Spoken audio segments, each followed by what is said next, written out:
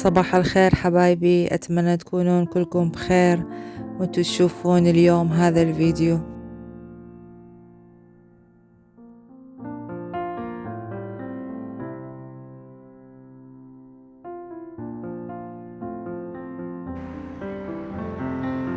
اليوم سبت والجهال معطلين بالبيت، فمن الصبح سويت القهوة وتريقنا الحمد لله، وسويت طبخت يعني حضرت الأكل من وقت، فكنت متوعدة أروح يم صديقتي اليوم، فسويت الأكل من وقت طبخت وقلنا نروح يعني أنا وبنتي يمها شوية نقعد من زمان ما شايفيها. فطلعت هنا دا أتمشى أريد أروح للباص، فحبيت أصور لكم شوية.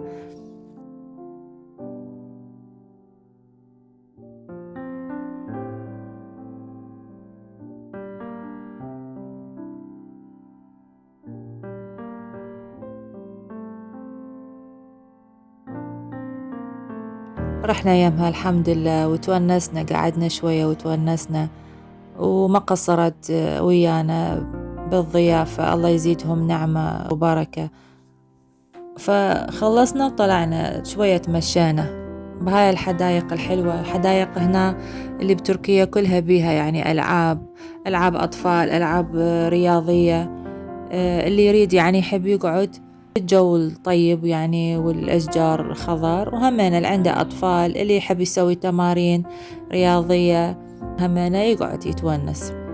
فحبيت أصور لكم الأجواء، وبالأخص هالفترة طالعة هاي الأشجار الورود كلها متروسة يعني بيها ورود جديدة على الربيع.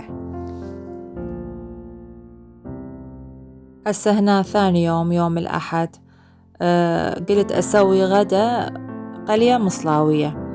هاي الأكلة كلش طيبة يعني، فحبيت أشاركها وياكم وتشوفون الطريقة اللي أسويها أنا، يعني كلش سهلة وبسيطة وهم كلش طيبة بنفس الوقت. راح أخلي هنا للوصفة تقريبا كيلو لحم، تحبون غنم أو بقر، إذا غنم يعني أطيب يكون أكيد وهم يستوي يعني بسرعة. وهنا بصل عندي همانة، البصل يكون ناعم كلش لأني راح أقشره وأخليه هيجي يعني بدون ما أقطعه. ولية أخلي لية أحمسها، تحبون تكون مثرومة أو قطع كبار حسب ما أنتوا تحبون. أنا هنا اللية أشتريها أثرمها بالماكينة وأخليها بالمجمدة، شو وقت ما أحتاجها أطلع يعني شوية من عدة وأستخدمها للأكل. خليت طاوة على النار وخليت اللية راح أقليها شوية أحمصها. واللحم عندي هنا مقطعته يعني قطع لا كلش كبار ولا صغار وسط، راح أخليها هم بالطاوة على مود أحمسها ويا اللية.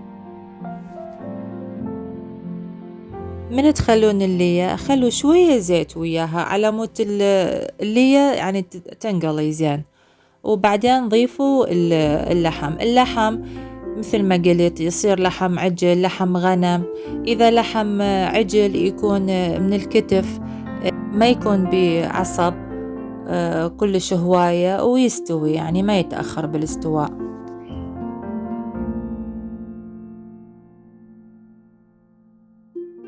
كمية البصل حسب ما أنتوا تحبوها، يعني إذا ما تحبون بصل هواية لا تخلون هواية بصل. أول مرة تحمصون اللية واللحم والبصل سوية على نار عالية، من تتحمص زين تضيفوا لها الماء، من تبدي تفور يعني تنصون جواها النار وتبقوها على نار هادئة إلى أن تستوي.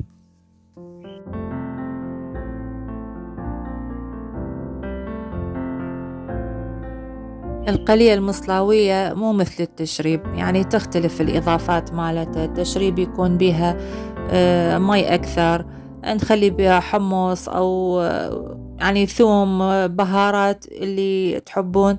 هاي تختلف يعني تكون ناشفة من تستوي، يكون بها قليل من الماء يعني. هسه هنا استوت عندي، خلت شوية ملح، ملعقة كوب فلفل أسود، ملعقة أكل دبس الرمان، ومكعب ماجي لحم أخلي وياها تطلع كلش طيبة. تخلوها تفور شوية وتصفطون الخبز وتخلون القلية فوقها.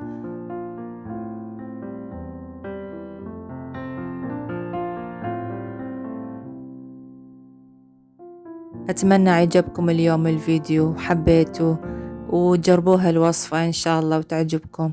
لا تنسوني باللايك والاشتراك. مع ألف سلامة.